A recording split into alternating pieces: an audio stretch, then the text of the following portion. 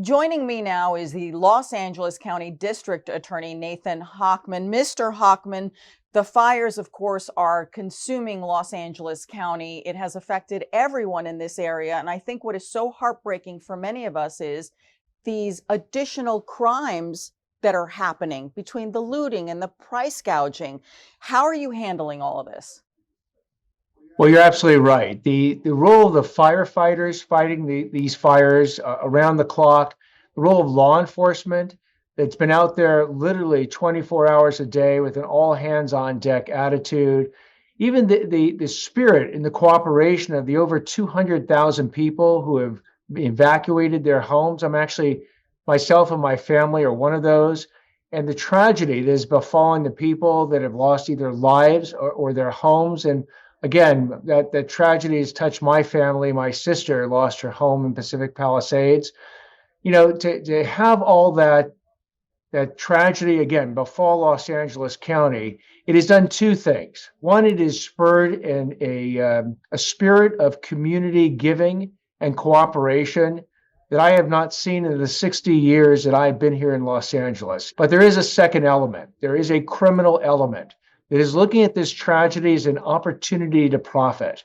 And I have said and cast out a warning to the criminals out there that the only question is not if, but when they get arrested, they will be prosecuted and punished to the maximum extent. We've already announced the filing of 10 different charges against looters and arsonists.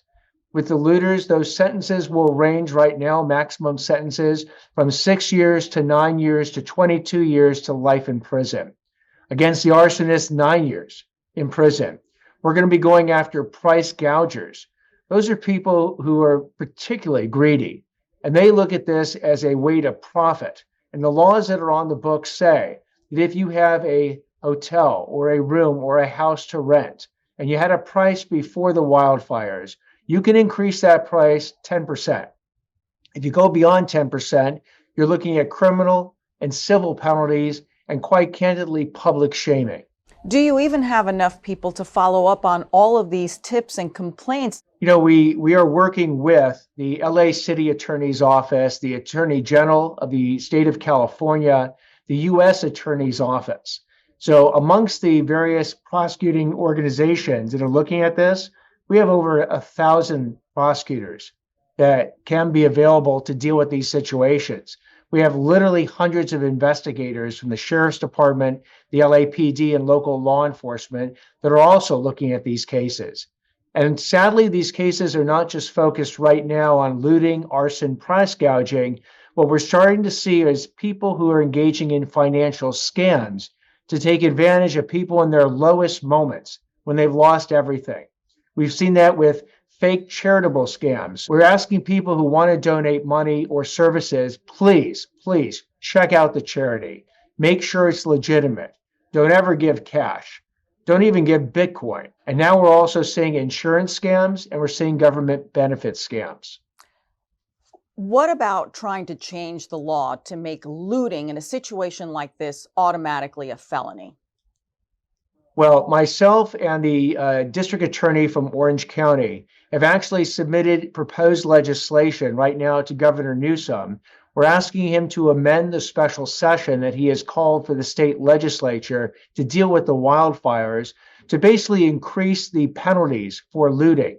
Right now, looting is a misdemeanor. We want that brought into the felony ranks, and we want the penalties for looting to be severe. We were all so outraged when we saw a suspect who authorities said was dressed as a firefighter to gain access to some of the evacuation zones. How do you get justice here?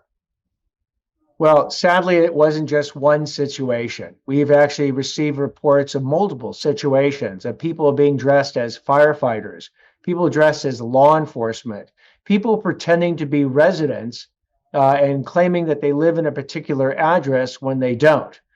We even had people pretending to be clergy, trying to get into these evacuation zones.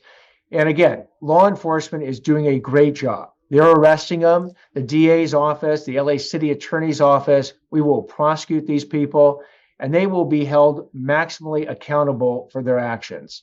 And then what about these people who are setting fires? They're being tackled by residents. They're walking around with blow torches. You have one person who was arrested who admitted that he enjoyed setting fires, enjoyed the chaos of it. How are we supposed to feel safe like this?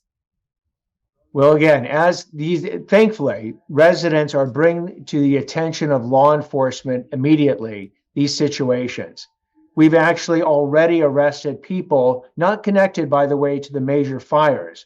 They are looking to go to prison for 9 years for these various types of arson that they're engaged in. I've got literally law enforcement in numbers that we don't usually see on the streets out there looking for it, responding to citizens' complaints, and arresting people at a pace and with a timing that you rarely actually see. A Los Angeles regional task force has been set up to determine the cause and origin of the fire. They are bringing in agents from the Alcohol, Tobacco, and Firearms, the ATF, who are the specialists. Right now, unfortunately, because the firefighters are still fighting the fires to make sure that lives and homes are saved, because law enforcement is in charge of making sure that security is upheld in these evacuated areas and actually keeping people out of these evacuated areas, that regional task force hasn't fully been able to get into these areas to do the forensic analysis that it has to do. It might take weeks, it might take months for these people to do their job, but they are very good at their job, and they will determine the cause and origin of each and every one of these fires.